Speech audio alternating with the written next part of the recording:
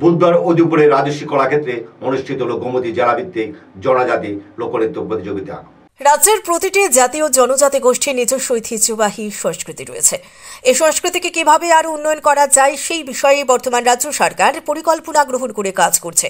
বুধবার উদয়পুর রাজস্বী কলাক্ষেত্রে জেলা জনজাতি কল্যাণ দপ্তরের উদ্যোগে আয়োজিত গোমতী জেলা ভিত্তিক জনজাতি লোকনৃত্য প্রতিযোগিতা অনুষ্ঠিত হয়। অনুষ্ঠানের সূচনা করেন উদয়পুর পৌর পরিষদের চেয়ারম্যান শীতল চন্দ্র মজুমদার। অন্যান্যদের মধ্যে উপস্থিত ছিলেন গোমতী জেলা পরিষদের সভাধিপতি দেবুলদীপ রায়, জেলা অতিরিক্ত জেলা শাসক বিনয় ভূষণ দাস, কাকরাবন বিএসসি চেয়ারম্যান উপেন্দ্র জমাতিয়া। এই প্রতিযোগিতায় 3টি দল অংশগ্রহণ করে। উদয়পুর থেকে নিজস্ব প্রতিনিধি রিপোর্ট নবীন ত্রিপুরা। এই ত্রিপুরা রাজ্য মিশ্র বসতির রাজ্য। এখানে জনজাতি অংশের মানুষ রয়েছে এবং উপজাতি অংশের মানুষ রয়েছে।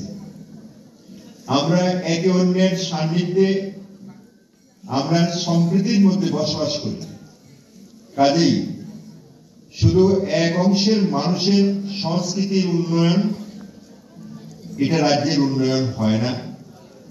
এ রাজ্যে যত মানুষ রয়েছে তাদের নিজস্ব নিজস্ব সংস্কৃতি রয়েছে, নাচ গান রয়েছে, এগুলিরও উন্নয়ন প্রয়োজন। এই কারণে ত্রিপুরা রাজ্য সরকার জনজাতি অংশের সংস্কৃতি, বিশেষ করে লোক সংস্কৃতি, নৃত্য বা গান, এগুলির উন্নয়নের জন্য বারবার চেষ্টা করে যাচ্ছেন, বিভিন্ন ভাবে প্রচেষ্টা নিচ্ছেন। আমি অত্যন্ত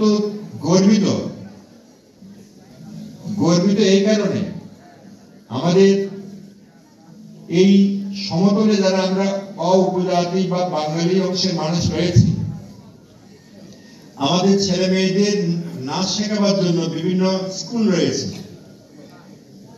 কথাগুলো ভালো করে লক্ষ্য করবে, বিভিন্ন স্কুল রয়েছে, বিভিন্ন শিক্ষক শিক্ষয়িত্রীরা সে নাচ শেখাচ্ছেন, গান শেখাচ্ছেন। কিন্তু এটা অবাক, আমাদের জনজাতি অংশের মানুষ, আমাদের ত্রিপুরা রাজ্যের একটা বিশেষ অংশ রয়েছে বা 30% লোক রয়েছে, সেখানে তাদের নাচ শিখবার জন্য তেমন কোনো স্কুল নেই, সুযোগ কম। তারা নিজেদের তরফ থেকে নিজেরা নাচ শিখছে, গান শিখছে। অবাক যে নাচ তারা পরিবেশন করে আমাদের ত্রিপুরা রাজ্যে নয়, শুধু সারা ভারতের মধ্যে সেটা আদৃত। আমাদের 26 জানুয়ারিতে দিল্লিতে যে প্রোগ্রাম হয়, 15 আগস্ট দিল্লিতে যে প্রোগ্রাম হয়, সেই প্রোগ্রামে আমাদের জনজাতি অংশের